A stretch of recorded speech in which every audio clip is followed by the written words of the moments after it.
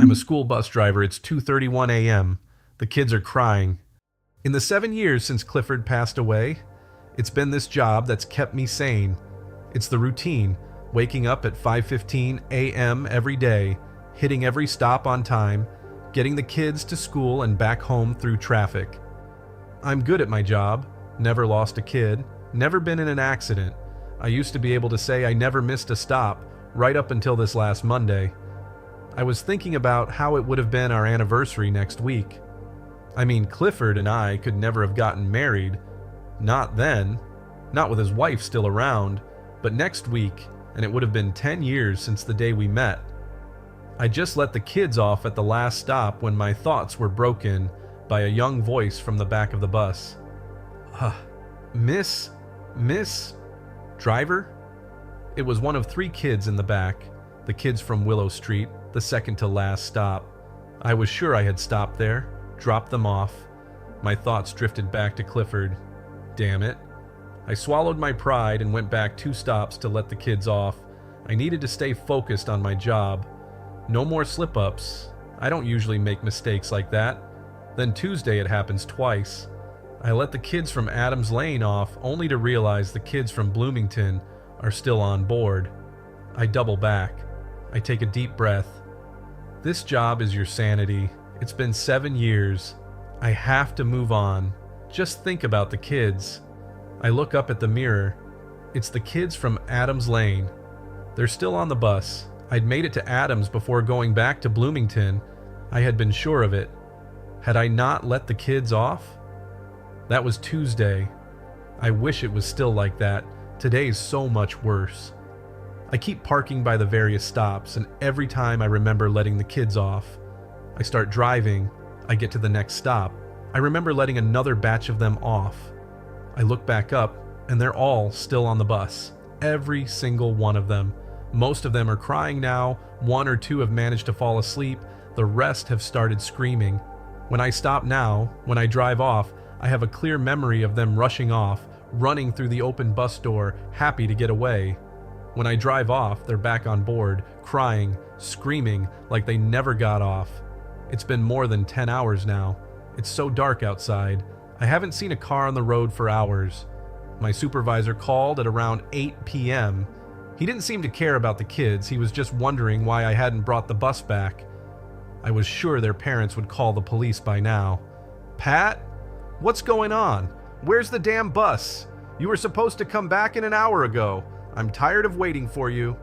He threatened to call the police if I didn't show up. I've tried calling him again, but he won't pick up. I want someone to call the police. I want this all to be over now. I keep daydreaming about Clifford, about the accident, about his red Mustang, the mangled mess of flesh and metal, how everything was everywhere, how he was everywhere. They never even found part of his wife's ribcage. I stop at Neely Street. I follow the kids. I get off of the bus to follow them, and I blink. I'm back in my seat. They're back in their seats. I open the doors again. I let them out. I follow. I get as far as seeing one kid reach for his front door, tears and snot running down his small face. I blink again. This next time I walk slowly, I blink each eye by itself. I follow the kid home again. I can see his door open. He stumbles inside. It closes. All the lights are off. I can't hear any voices coming from inside the house. I let both my eyes blink at once. I grab the emergency axe from the back of the bus and follow the kid home again. It's hard to break a door down without blinking. It takes 2 or 3 tries. The kid's on the floor like a rag doll, except there isn't just one of him, it's a pile of hims. I can see 2 women, I'm guessing his moms, in the kitchen. They're going about their day. It's like it's just the afternoon for them, going about their business in a pitch-black house. I let myself blink again. I don't know how long it's been. My watch has stopped working. Nothing changes. The kids cry. None of them are sleeping anymore. Some of them have soiled themselves. They keep asking why I'm doing this to them. I'm not. I see a car pass by, on the road. It's like an imp jumps into my head and whispers a thought into my mind. Swerve. It'll all be over. Just swerve. I can see its details as we are about to collide. It's a red Mustang. As the metal of the bus meets the metal of the car, I can see its driver. He is stiff, still, his eyes fixed forward like a statue. His wife is in the passenger seat. Her chest has a gaping hole in it. It's a near miss. I hit the back of his car. He keeps driving. I keep driving. I've seen him twice more now. He's looping around the same road, waiting for me. I'm writing this because I want you to know why I'm doing this. Someone has to. I can't think of another way out. No one will pick up their phone. Whenever I try calling 911, I just get radio static. I can't take them anymore. The lights inside this bus, the odor of soiled children, the cries and begging. I'm going to find that car again, and I'm not going to miss it this time. I thought my school's goodness room was a lie to make us behave. Then a teacher sent my brother there. I've never talked about this before. I'm not even sure why I'm posting it now, except that it's been eating at me for years. Maybe someone here will believe me, or maybe I just need to get it out. Either way, this is the truth, as much as I can make sense of it. When I was 7, my mom died. It was sudden. An aneurysm. She collapsed in the middle of the kitchen, and by the time the ambulance arrived, she was gone. My dad didn't know what to do. He was this big, quiet guy who'd worked the same warehouse job for years, and after Mom died, he just froze. A few months later, he packed up my little brother Dallas and me and moved us to a mining town in West Virginia. He'd gotten a new job, something that kept him away for long hours and left him too tired to talk most nights. The town was tiny, just a cluster of houses, a single gas station, and this old K-12 school that looked like it hadn't been updated since the 1950s. It smelled like mildew and old chalkboards, and the floors creaked with every step. There were only 2 teachers for my grade, and they were so strict that I'd nearly have a panic attack if they so much as looked disappointed in me. The rules were everything at that school. If you didn't follow them, you were warned. If the initial warnings didn't work, you'd hear the same threat. Don't make me send you to the goodness room. At first, I thought it was just a story, something to scare us into behaving, like the boogeyman. The other kids acted like it was no big deal, even laughing about it sometimes. The goodness room's just the janitor's closet, one kid said. Another whispered it was where they made kids sit in the dark until they cried. No one really knew, and none of us were brave enough to find out. Then Jacob got sent there. Jacob was this wiry, loud-mouthed kid who was always getting into trouble. He'd steal pencils off desks, shout dumb jokes during class, and talk back to teachers like he didn't care what happened to him. I think we all secretly admired him for that, but one day he went too far. It was during math. Mrs. Granger, our teacher, was already annoyed with Jacob for humming loudly while she was explaining long division. Then he made some smart remark about her old lady perfume, and she snapped. "That's it," she said, her voice sharp enough to cut glass. "Jacob, you're going to the goodness room." He froze, and for the first time, I saw fear flicker in his face. "What? No, I'll stop." 2 men appeared at the door, dressed in suits that didn't match the peeling walls of the classroom. Without a word, they walked in, grabbed Jacob by the arms, and dragged him out. He screamed, kicking and thrashing, but they didn't flinch. The door slammed shut behind them, and the room went dead silent. None of us said a word for the rest of the day. Jacob didn't come back to class the next day, or the day after that. The first day, we all just assumed he'd been suspended. He was always in trouble, and a couple of days at home didn't seem out of the ordinary. But by the 3rd day, kids started whispering. "What if he's still in the goodness room?" one girl asked during lunch, her voice barely audible over the clatter of trays. "No way," a boy replied, his tone dismissive. "They're not allowed to keep you there that long. My cousin got sent once and he was back in class the same day." "What happened to him?" I asked, but the boy just shrugged.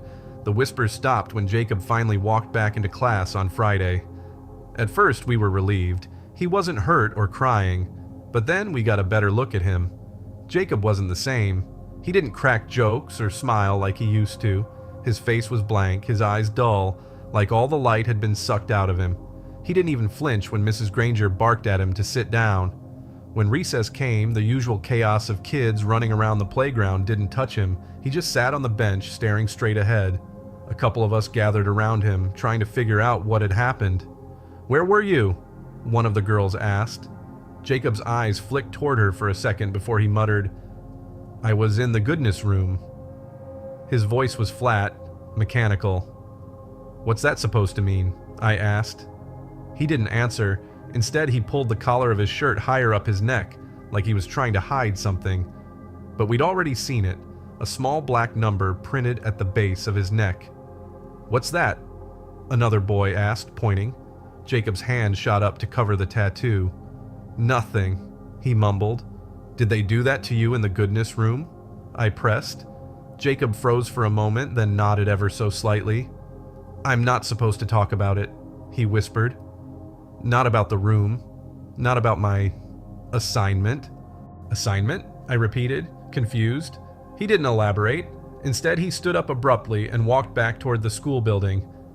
That night, I told my dad everything. We were sitting at the kitchen table. Dallas was upstairs in bed, and the only sound was the hum of the refrigerator. I told him about the goodness room, about Jacob, and the tattoo. My dad sighed and rubbed his face. He looked so tired. "It's probably just some disciplinary thing, Emmett," he said. "Some schools do that. Scare the kids a little so they straighten up." "But Dad, look, I know you're upset, but I need you to focus on yourself, okay? Don't get in trouble, and you won't have to worry about any of this." I wanted to argue, to make him understand how wrong it all felt, but I could tell he wasn't really listening. His job at the mine was hard, and I knew he was doing his best just to keep us afloat, so I dropped it. But I couldn't stop thinking about Jacob and his tattoo. In the days that followed, I watched him closely. He never spoke unless a teacher called on him, and even then his answers were short and robotic. He never played during recess, never smiled, never laughed. It was like someone had flipped a switch in his head and turned off everything that made him unique. That made him Jacob. The worst part was the way the teachers treated him. They didn't scold him or even look annoyed anymore. It was like he'd become their perfect student, the kind they always wanted. The other kids started avoiding him. At first, I thought it was because they didn't want to be around someone so strange, but I realized it was more than that. They were scared. And honestly, so was I. For a little while, things at school went back to normal. Well, as normal as they could get under the circumstances. I kept my head down, stuck to the rules, and tried not to think about the goodness room, but then it happened to Dallas. It started during art. Dallas was in second grade, and his class had been painting something for Thanksgiving. Turkeys, I think. He was always kind of clumsy, and when he got excited, his arms flailed like crazy. One wrong move, and he knocked over a jar of red paint, spilling it all over another kid's project. The teacher, Mrs. Kirkland, lost it. She yelled at Dallas, called him careless, and told him to clean it up. I wasn't there to see it, but one of his classmates told me later that Dallas started crying, apologizing over and over. That didn't stop her. By the end of the day, I was waiting for Dallas at the bus stop like usual, but he didn't show up. Dread welled up inside me as the bus came and went, leaving me standing there alone. Something terrible had happened. I knew it. I ran home as fast as I could, bursting through the door and shouting for Dad. He was already in the kitchen, his face pale and grim. "Where's Dallas?" I asked, breathless. "He's still at school," Dad said quietly. "Why?" Dad hesitated. The teacher called me, said he got sent to some room, the goodness room. My eyes widened. "Dad, you have to go get him." "I tried," he said. "I called, but they said it's part of their discipline policy, like after-school detention. They wouldn't let me pick him up early." Dallas didn't come home until after dinner. The instant he walked through the door, I knew something was wrong. His eyes were empty, his shoulders slumped, just like Jacob, and he didn't say a word. I ran up to hug him, but he stepped back, like he didn't even recognize me. Dallas?" I whispered, my voice trembling. He didn't answer. Then I saw it. A small black number tattooed at the base of his neck, just like Jacob's. "What did they do to you?" I choked out. He glanced at me, his face blank, and said, "I'm not supposed to talk about it." Dad tried to get him to eat, to talk, to show some sign of his old self, but Dallas just sat there, staring into space. Finally, Dad slammed his fist on the table and stood up. "That's it," he said. "I'm going to the school." I tried to stop him. "Dad, they won't tell you anything. They'll just—" "I don't care," he shouted, grabbing his coat. "They can't do this to my son." He stormed out, leaving Dallas and me alone in the quiet, dimly lit kitchen. I wanted to cry, to scream, to do something, anything, but all I could do was sit there, staring at my brother, who didn't even seem to realize I was in the room. Dad didn't come back until late that night. When he walked in, I could tell something had happened. His face was pale, his eyes unfocused. He looked like he'd aged 10 years in just a few hours. Dad?" I asked hesitantly. He didn't answer right away. He just stood there, swaying slightly, like he was trying to remember how to speak. Then he slowly rolled up the sleeve of his shirt. There on his wrist was a black tattoo. My blood ran cold. "No," I whispered. What did they do to you?" He looked at me, and for a split second I thought I saw tears in his eyes. But then his expression shifted, smoothing out into something vacant and unfamiliar. "You need to be a good boy, Emmett," he said, his voice low and hollow. "Do as you're told at school. Don't ask questions." I shook my head, backing away, struggling to hold back tears. "Dad, this isn't you. They did something to you, didn't they?" But he didn't respond. He just turned and walked into his bedroom, leaving me alone with Dallas. For the next few days, it was like living with strangers. Dallas and Dad went about their routines like nothing had happened, but neither of them smiled or laughed. They barely spoke to me unless it was to tell me to behave. I felt like I was losing my mind. Whatever the goodness room was, it wasn't just some disciplinary measure. It was changing people, taking something from them, and I knew it was only a matter of time before I was next, and I wasn't about to sit around and wait for it to happen. For the next few days, I made sure to stay out of trouble at school. I didn't speak unless spoken to. I avoided eye contact, but I was always watching, listening. The teachers seemed different now. They didn't raise their voices as often and didn't bother with the usual lectures or detentions. The threat of the goodness room was all they needed. If a kid even looked like they might act out, the teacher would pause, fix them with a cold stare, and say, "Do you want to visit the goodness room?" No one argued anymore. At home, things had gotten worse. Dad barely spoke to me, and when he did, it was only to remind me to be good.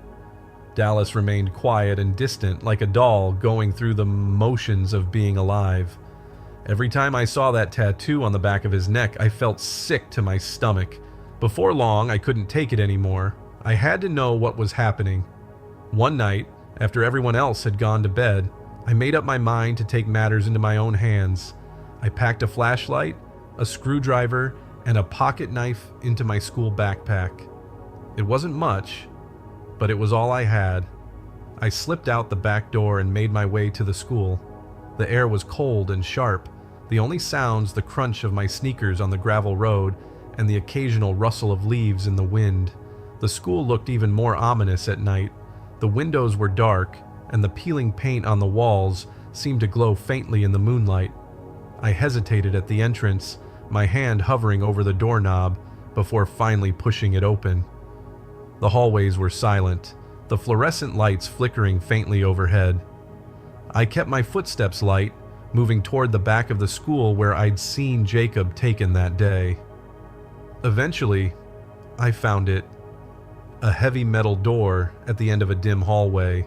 There was no label on it, just a small keypad. The goodness room. I had no idea what the code was, but I tried the handle anyway. Locked. I crouched down and used the screwdriver to pry open the panel on the side of the keypad. Inside was a mess of wires, and I had no idea what I was doing, but I was prepared to break the door down if I needed to. Fortunately, it didn't come to that. After a few minutes of fumbling with the wires, the lock gave a soft click, and the door creaked open. The smell hit me immediately, the scent of antiseptic and iron, like blood. I shined my flashlight into the room and my breath hitched. Whatever the place was, it sure as hell wasn't a janitor's closet. The room was cramped and sterile, with stark white walls. In the center, a single metal chair was bolted to the floor, straps hanging loosely from the armrests and footrests. Above it, there was a mechanical arm tipped with a needle-like tool. Nearby, a table held a variety of surgical instruments I didn't recognize. On the far wall, a monitor displayed a list of names and numbers, many of them crossed out. I saw Jacob's name there. Dallas's too. I felt like I was going to throw up. "What are you doing here?" The voice startled me so badly that I almost dropped my flashlight. I turned to see one of the teachers, Mr. Keller, standing in the doorway. His face was partially obscured by the shadows, but I could see the anger in his eyes. I just wanted to see," I stammered. "You shouldn't have come here," he said, stepping into the room. Behind him, 2 men in suits appeared. Before I could run, they grabbed me, dragging me toward the chair. I screamed and kicked, but they were too strong. They strapped me in, tightening the restraints around my wrists and ankles until I couldn't move. The needle on the mechanical arm began to glow faintly, and the arm moved toward me. "No!" I yelled, struggling against the straps. "Let me go." But they didn't listen. One of the men pressed a button, and the needle lowered toward the base of my neck. I felt a sharp sting, like the prick of a bee, and then the strap on my right wrist snapped. I didn't think. I acted. I yanked my arm free and grabbed the needle, pulling it away before it could go any deeper. One of the men lunged at me, but I swung the flashlight, hitting him square in the face, sending him reeling and clutching his nose. I freed my other hand and tore off the ankle straps, scrambling out of the chair as fast as possible. The men shouted, but I didn't stop. I ran past them out into the hallway and through the front doors. The cold air assaulted my senses, but I never stopped, not once. I didn't even look back. I ran until my legs burned and my lungs ached. Soon school disappeared behind me, replaced by endless fields and dark woods. I kept going, driven by pure adrenaline and the thought that if I slowed down, they'd catch me. Eventually, headlights appeared in the distance. A car. No, a police cruiser. I stumbled into the road, waving my arms frantically. The cruiser slowed, and the officer inside stepped out, shining a flashlight on me. "Kid, what the hell happened to you?" he asked. I tried to answer, but all I could do was gasp for air. "It's okay," the officer said, guiding me into the car. "You're safe now." But I didn't feel safe. Not yet. Not while the goodness room still existed. The officer drove me toward my house, and for the first time that night, I allowed myself to believe I might be okay. The adrenaline was fading, and exhaustion was winning out. My head rested against the cool window as the cruiser rumbled over the gravel road. When we turned onto my street, though, my heart dropped. Red and orange flames lit up the sky above my house. No, I thought. It couldn't be. My house was on fire. Fire trucks were already there, doing their best to quell the inferno. Smoke billowed into the air and neighbors stood outside, staring at the scene.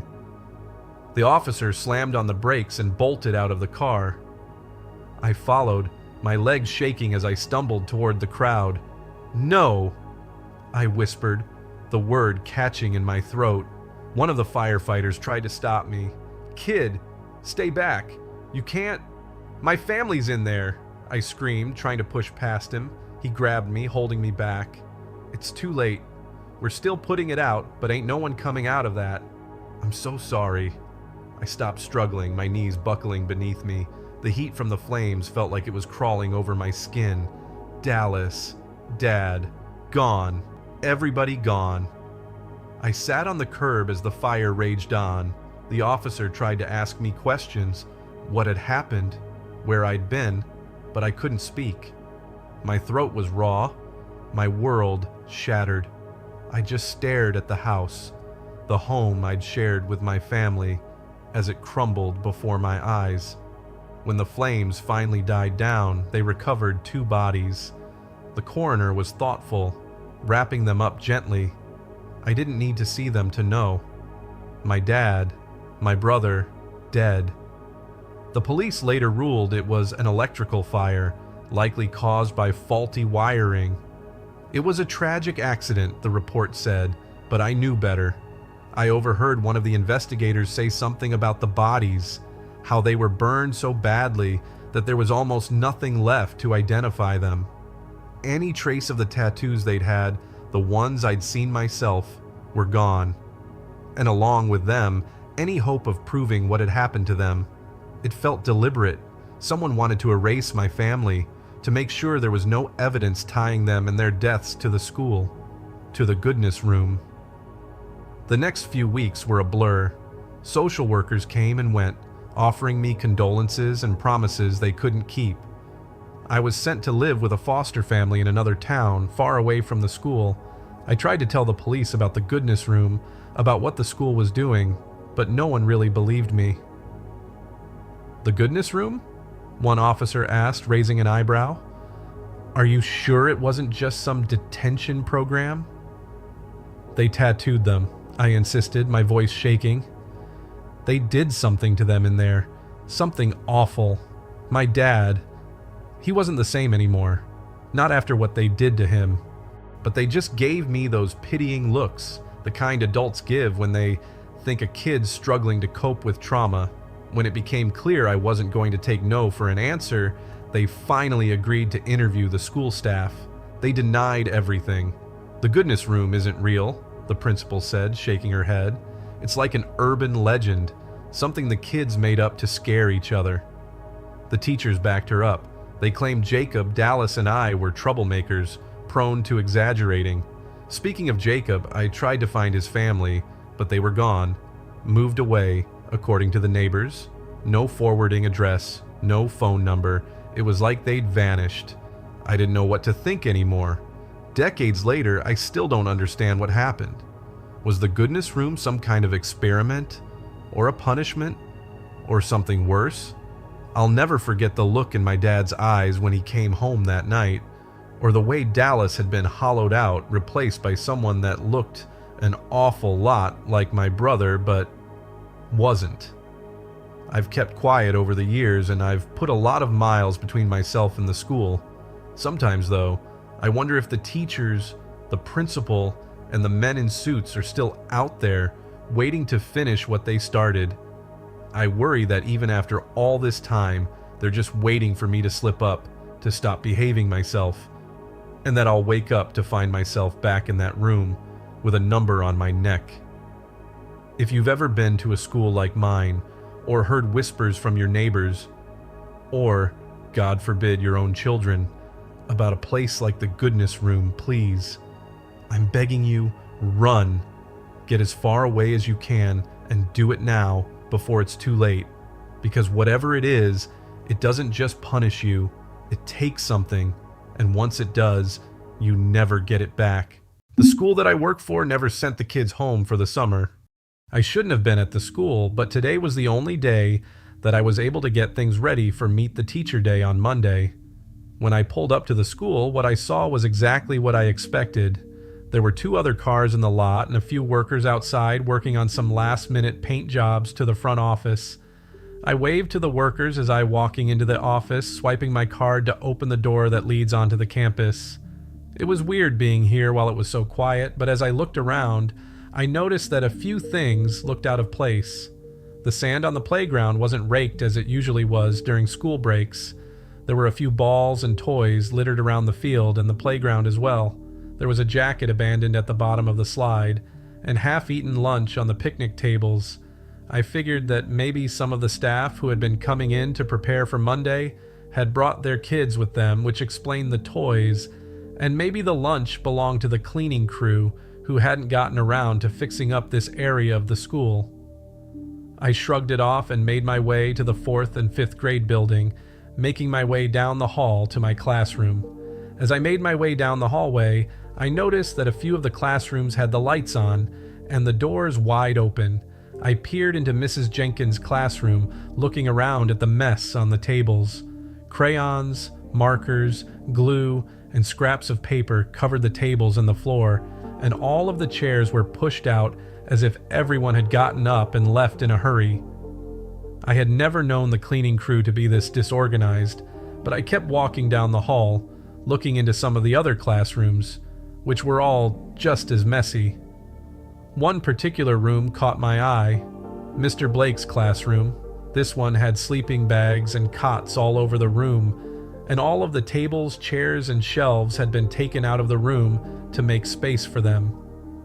As I finally reached my classroom, I stopped to look at the new decorations on the wall across the hall. There was a square portion of it that had been covered in blue paper with a banner that read, "What We Did This Summer," over it. Below that, there were dozens of pictures of the children.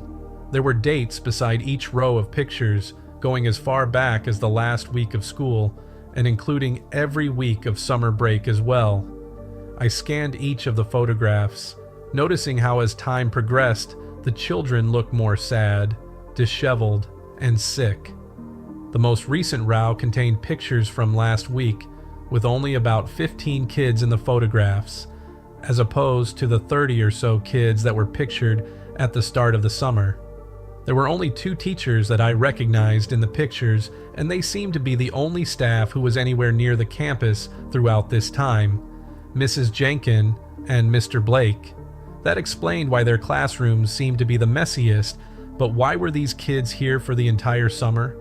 I hadn't heard anything about the school providing summer school classes that lasted this long. "Miss Cole!"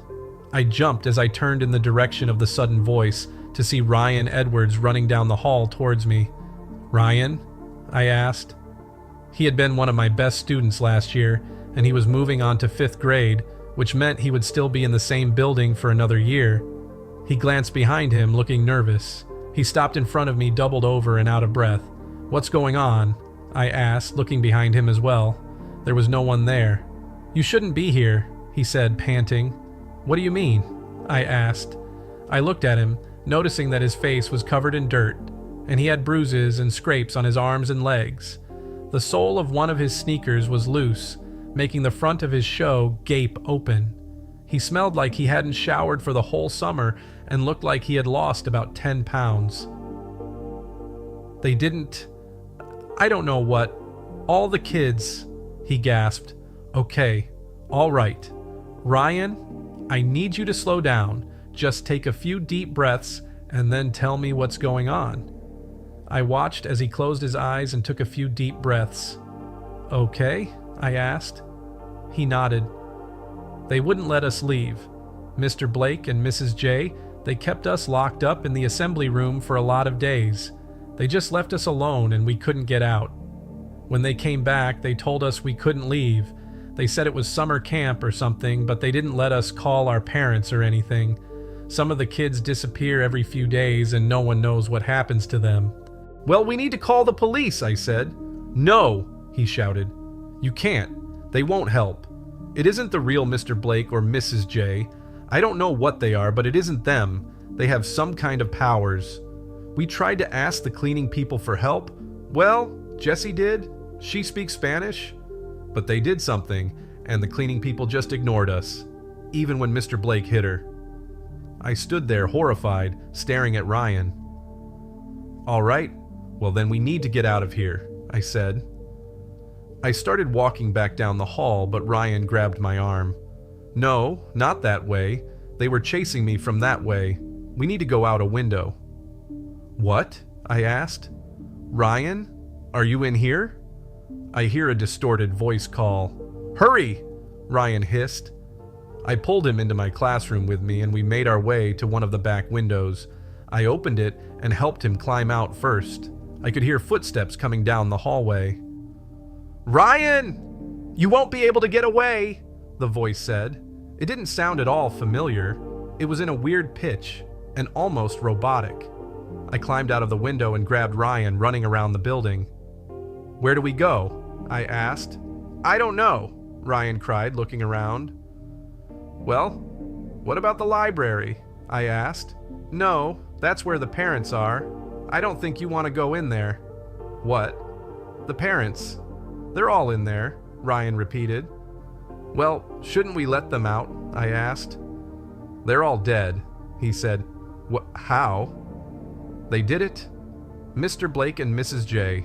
Except not them, because that isn't them back there." I glanced at the library. "All right, so where are we going then?" I asked. Ryan looked around. "The cafeteria!" he shouted, pointing. I grabbed his hand and we ran across the grass. I reached for the door, praying that it would open, and sighing in relief when it swung open. We stepped in, and I closed the door behind us, moving 2 chairs underneath the door handles to jam it shut. I looked around at the empty cafeteria. This appeared to be one of the only places that they hadn't messed up somehow, which made sense, considering that Ryan looked like he hadn't eaten the entire time that he was here. "Where are the rest of the kids?" I asked. "I don't know. They split us up. That's how I got away. They were moving us to the junior high buildings," he said. "I'm going to go block the other doors. Stay here," I said to him. He nodded and I walked to the other side of the room, checking to see if those doors were open as well. They were locked, but I moved a table in front of it just to be safe and then made my way into the kitchen. I checked the doors back there, and they too were locked.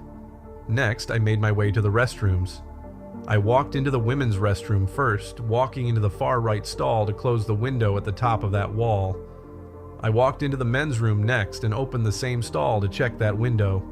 As I stepped inside, the smell hit me. I gagged as I used my shirt to cover my nose. I stepped back a bit before walking into the stall and coming face to face with the source of the smell. It was a dead body. More specifically, Ryan's dead body. It appeared to have been dead for a few days at least. I froze as I stared at it, confused and scared. If Ryan was in here, dead, then who? "Miss Cole?" I heard a voice calling. I stepped out of the stall and slowly opened the door, stepping out into the small hallway. As I slowly shut the door behind me, the lights went out. "Miss Cole?" I walked over to the kitchen again, ducking behind one of the counters. "I'm gonna get you, Miss Cole." I hid in a storage closet and called the police, but they seemed to think this is some kind of prank and warned me not to call again. My phone's battery is about to die, even though I'm fairly certain that it was fully charged when I left the house this morning. Ryan, or whatever it is that's pretending to be Ryan, is still out there, but he doesn't seem to be coming after me and instead is waiting for me to go to him. I don't know if he knows that I've figured it out, but I don't want to take any chances. I think I might die here, or I'll become one of them, whatever they are. We played hide and seek in an abandoned school. I ran a YouTube channel with my 2 friends, Patrick and Damien. Our latest video idea was to explore Eastlake High, our old school. It had shut down during our final year after a teacher was murdered. The place had already been struggling financially, and after the incident, the district decided to absorb it into another school instead of fixing it up. We knew how to get in. The security was lax. No cameras, no patrols. I had cut a hole at the bottom of the wire fence with bolt cutters, just wide enough for us to squeeze through. We slid our bags under first, then crawled in after. Patrick, our worst cameraman, insisted on filming the exterior shots, which meant he was nervous and wanted to scope out potential hiding spots. The school was in worse shape than we remembered. Weeds poked through cracks in the pavement, vines crawled up the faded brick walls, and graffiti marred the already shattered windows. It had never been the biggest or best-funded school, but seeing it like this, a decaying husk, felt wrong. As if something had been growing here, like a defiant mold. Damien suggested we jump straight into filming our hide-and-seek challenge while our nerves were still fresh. We drew straws and Damien got the short one, meaning he had to be the seeker. Before we split up, I reminded everyone to mute their phones to avoid giving away our spots. Damien started a 5-minute timer and Patrick and I sprinted off in opposite directions. I remembered getting lost once on my way to science class. There was a shortcut through the old teacher's lounge, and tucked away in that area was a storage closet used for PPE equipment. Most of it had probably been stolen by now, but it was the perfect hiding spot. I slipped inside, closing the door behind me, and crouched between empty shelves, my breath shallow as I listened to the silence settle. Then footsteps. I tensed. Damien was good, but there was no way he'd found me this fast. A flashlight beam swept across the floor outside the closet. My pulse hammered in my ears as I peered through the narrow gap in the door. An older man, maybe in his 50s, stood in the room, wearing a green sweater vest. Mr. Davy. My breath caught. It couldn't be. Mr. Davy had been my old science teacher, and it was due to his death that the school shut down. But there he was, standing just a few feet away, his head tilted as he sniffed the air like an animal tracking prey. My stomach twisted as he took slow, deliberate steps toward the closet. His eyes darted, his nostrils flared. He was going to find me. Then there was a loud metal clang. It came from somewhere deeper in the school. The Mr. Davy look-alike snapped his head toward the noise before sprinting off in that direction. I stayed frozen, my body refusing to move until the sound of his footsteps faded. Then as quietly as I could, I slipped out through a nearby window and pulled out my phone. 5 missed calls and 2 texts from Damien. "There's someone here. Get out now." I found a phone. "I think it's Patrick's. Is he with you?" My stomach dropped. I bolted toward our entry point. Damien was already there, pacing by the fence, his face pale in the moonlight. "Did you see Patrick?" he asked. I shook my head. "No, but I heard something get knocked over, I think." We debated going back in to look for him. Every instinct screamed at me to leave, but Patrick was still inside. We had to try. We retraced our steps, calling his name, our voices swallowed by the empty hallways. The only thing we found was his phone, lying on the floor near an overturned desk. Before calling the police, we checked the footage. We skipped to the end. Patrick was hiding under a desk. The camera, still recording, captured 2 pairs of shoes stopping in front of him. "Okay, you found me," Patrick's voice said, shaky but amused as he prepared to stand. Then after a pause, his tone changed. "Wait, what are you doing here?" A sickening snap echoed through the speakers. Damien and I ran out of the school and called the police. They refused to comment on Patrick or tell us anything they found, but I overheard one of the cops telling another that it looked like the boy had been eaten. Today I started a new school, but I'm not so sure about it. You know what they say about the first day of school? It will be scary, but you'll enjoy it. It's safe to say that I did not enjoy mine in the slightest. I should probably start to explain. I suppose it's not technically school, it's college, but not college as in the American college, as in the British college, which I think is American high school. Do correct me if I'm wrong there. 3 days ago, I began my new life at the Rutherford Institute, and this brief time is all it took to realize how freaked out I am stuck in this place. The first day began with roll call, but something about the class was incredibly strange. There was no chatter amongst anybody. I said hi to the person seated next to me and was met with an oddly blank stare. That might not sound strange. I know I'm not the most sociable person ever, as many others are, I am sure, but I figured I would at least try for this first day. The least I could receive was a smile. But no, his face remained completely blank, and the only part of his body that made any attempt at movement was his neck, his eyes locked in a dazed stare. To make this experience stranger, almost everyone in the class was male. Aside from 2 others, I was the only girl, or at least the only girl who appeared conscious. This dead silence shortly passed as the teacher entered the room. The hubbub began. Quite the opposite to what I have been used to. The teacher seemed immensely unbothered, his eyes flicking robotically from face to face. I locked eyes with him, and immediately my blood ran cold. I could have sworn his entire being flickered in and out of existence for a brief second, but I averted my eyes so quickly I was sure I imagined it. Right? Someone please tell me I imagined it, or I think I might actually go crazy. At 11:01 a.m., the lights to the entire building flew out, as in, literally flew. 1 second they were here, casting the headache-inducing LED light onto the student body, and then nothing. Whispering and growling surrounded me, coming from the walls. In the blackness, it almost appeared as if the walls were writhing like a horde of venomous snakes.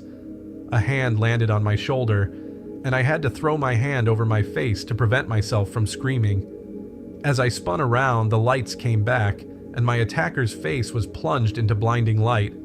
The boy, about a head taller than me and piercing eyes, grabbed my arm and started pulling me along behind him, occasionally glancing over his shoulder in a frenzied sort of paranoia. Once we were safely tucked in an alcove, he finally released me from his iron grasp. "You look normal. Are you normal?" he interrogated, almost falling over each word. I was bewildered by this question, but after giving it some thought whilst writing this, I don't think it is an entirely odd question given the experiences during that day. Yes, I am normal. Now I was the one actually stumbling over my words, breathing a sigh of relief as my heart rate began to slow down.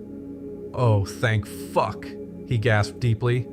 "Okay, so, quick rundown. This place is strange. I have no idea what is going on or why everyone else is a robot, but you are the only person who has a single shred of humanity behind their eyes.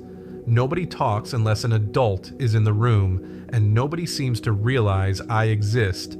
Well, aside from you, of course. Oh, and I'm Matt. I have something to confess. My brain is not the quickest at the best of times. Even though I am more of an English person than a maths person, my processing can happen at a snail's pace at times." After blinking a few times at his panting face, I extended my hand. "Glad it's not just me. I'm Amelia." He nodded at me. For what reason, I could not tell you, and then threw his arms around my neck, smothering me in his scent that was reminiscent of a coffee shop. As I wrapped my arms gingerly around him in response, I began to think that perhaps all these other occurrences weren't all that strange in comparison. The minute I got home after my first day, I began to research this college online, yet I found nothing, and I mean nothing. Not a single online profile, a news article, or even a school website. I was getting incredibly creeped out by this point, and not a single piece of this puzzle seemed to fit together.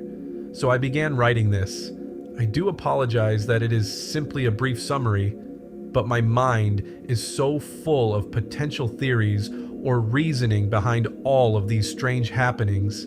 The moment I began writing is the moment the storm began.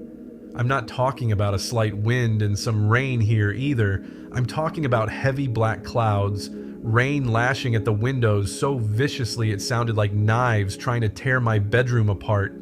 Now, I don't have a lot of time to finish writing this, as there is something banging, scratching, and howling at my bedroom window.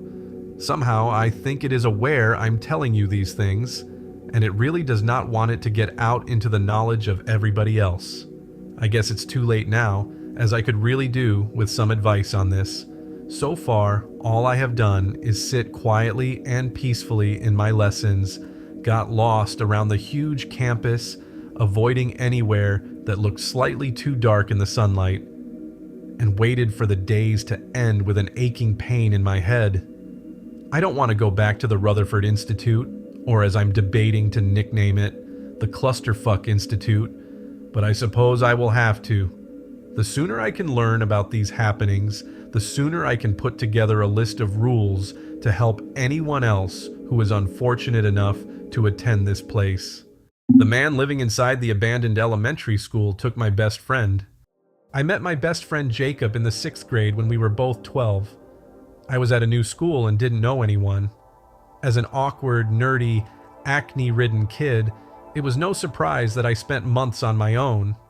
My mom, worried about the early death of my social life, made me go to my school's middle school dance. As expected, I sat there alone most of the night, sipping Kool-Aid and eating out of what had to be the world's smallest bag of chips. That's when I met him. He sat next to me awkwardly and spoke muffled, almost to himself. He pointed to my t-shirt featuring a faded drawing of Sans and said he also liked Undertale. Not long after, we became inseparable. We would do everything together. My mom was so glad I had a friend, she let Jacob come over pretty much every weekend. It helped that she got along well with Jacob's mom. They'd often catch up for hours after Jacob got dropped off. Life was good, and for the last time in my life, I was truly happy. One day after school, we found ourselves watching scary urban exploration videos on my dad's old computer. We noticed that one of the places in the video was a local abandoned elementary school. Now I know how infamous it was, but all we learned from that YouTube scholar at the time was that it was shut down after some kids went missing when the school was still open. It was then that we naively decided to seek it out and explore it for ourselves. We figured that maybe we could find something that nobody else had. It was a pipe dream that seemed plausible to our underdeveloped 12-year-old minds. We began to set up our master plan after we saw that video. We decided then and there that we would make it to that school, and we did. We told our parents we'd be going down to Main Street to get some food after school one day. We lived in a small town, so our town's main street was just a short walk away. After doing some research online, we found out that the abandoned elementary school was just past the woods behind the school which we currently attended. Jacob's mom was going to pick us up from the Pizza Hut in town at 7, and our school day ended at 3. That gave us about 4 hours to get in, see what we could find, and get out. Instead of our school books, pencils, and notebooks, we packed our back with flashlights, extra batteries, snacks, and bottles of water, most of which would remain unused. Our school was so small we were able to sneak away without any fuss. We didn't have much staff, and most of them were busy dealing with the hordes of middle schoolers, so 2 quiet nerds like us could sneak under the radar. We made our way out through the car rider line and traced along the edge of the building out back towards the woods. The sun sat on top of the tree line like an ominous timer reminding us to complete our mission before it disappeared beyond the horizon.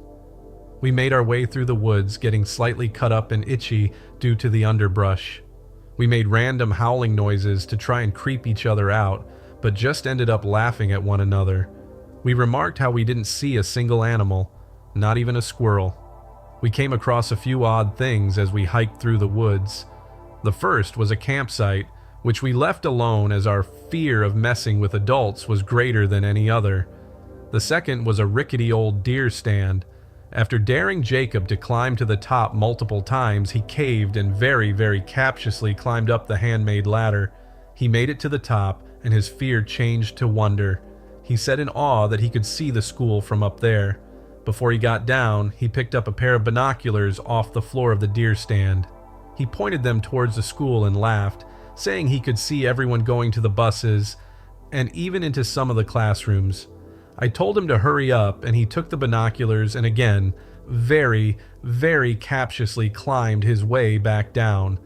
He pocketed his new binoculars, despite my hesitation, parading them around like he'd been a prospector who just found gold. Deciding I couldn't change his mind, we continued on our way. It didn't take long for us to reach the elementary school. Even in the daylight, we didn't notice the it until we came up face to face with its brick exterior. The overgrowth was climbing up its decaying walls, barely holding on to life. We made our way up to a window and peeked in. Books and desks were randomly scattered throughout the inside of the classroom. A shelf was lying on its face, covered in mold and sitting in a pool of water that probably hadn't seen the light of day in decades. We failed to open the window, so we made our way down the side of the building. Eventually, we found a door. It was propped open with a cinder block, and we quietly rejoiced at how lucky we were. We made our way in through the door and found ourselves inside what looked like the teacher's office. We giggled to ourselves. Even though the school was abandoned, we felt as if we were breaking the rules by being in that room. We agreed to look around the room, which was, for the most part, still intact. We found what we referred to as some boring old documents, and not much more. Jacob found a mug that said "World's Best Teacher" and pretended to sip out of it. He laughed and remarked how stupid it is for someone to forget a mug like that. We shared another laugh and agreed to explore elsewhere. We made our way down the empty halls, a feeling of unease crawling under my skin as we roamed the empty, silent hallways. The inside of the building was a stark contrast to the outside.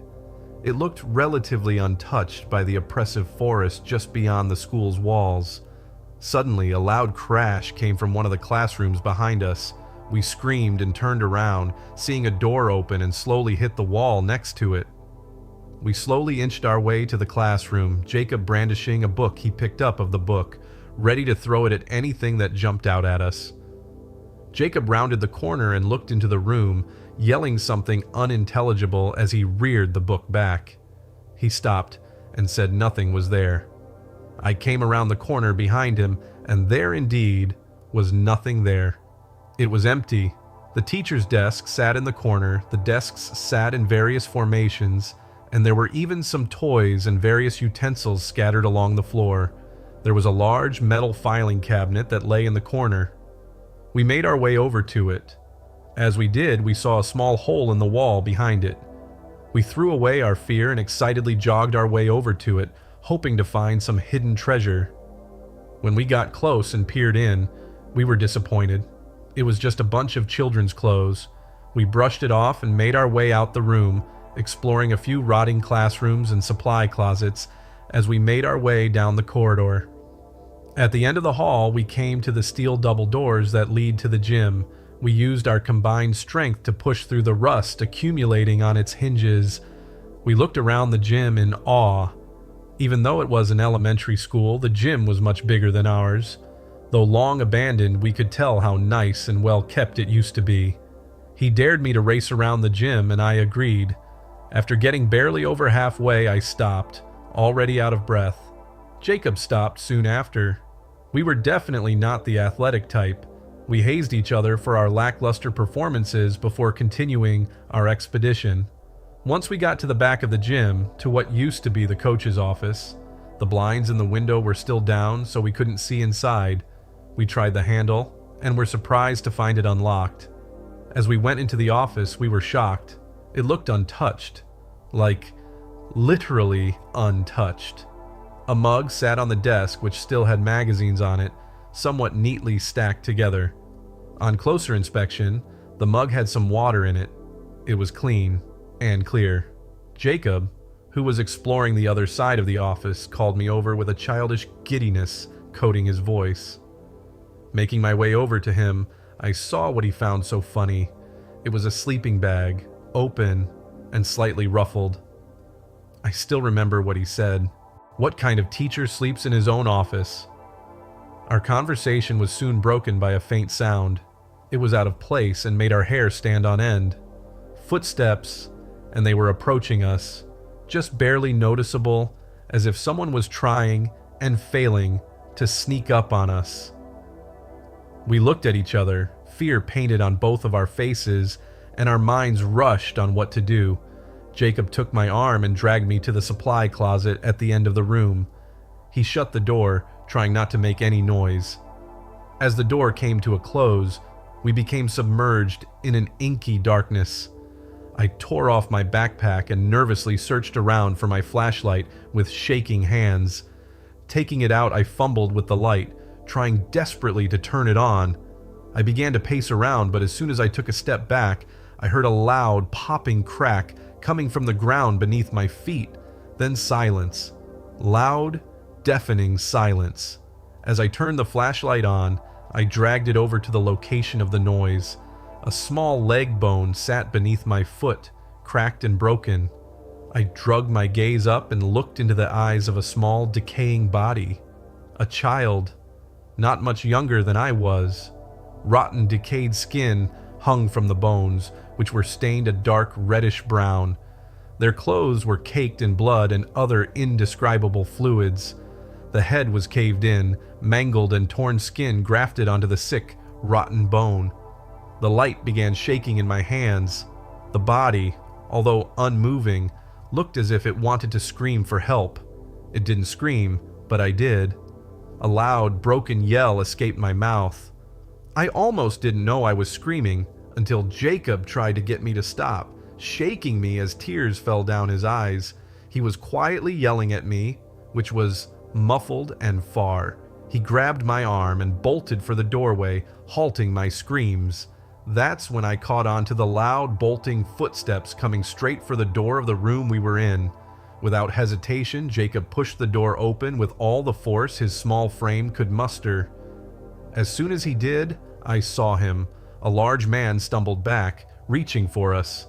As we pushed past him, he shouted something at us. Not a word, but an inhuman grunt that was more reminiscent of a monster than any human creature. I did not look back and sprinted along with Jacob as fast as our little legs could run. Beads of sweat ran down my face, melding with tears and viscous snot. But something was wrong. I didn't see Jacob beside me. I turned to see Jacob on the floor just a few yards behind me, lying on the floor, clutching his foot. I screamed at him to get up when I realized there was blood pooling around his foot. He had stepped on a rusty nail, which had burrowed its way deep into his foot, stretching the cloth on top of his shoe. He groaned and cried from the pain, trying to stop the bleeding in that fleeting moment. I tried to run to him, but fear anchored me to my spot on the floor. The man, or whatever it was running towards Jacob, and it didn't take him long to get to him. His large hand wrapped around Jacob's arm, ripping him off the floor.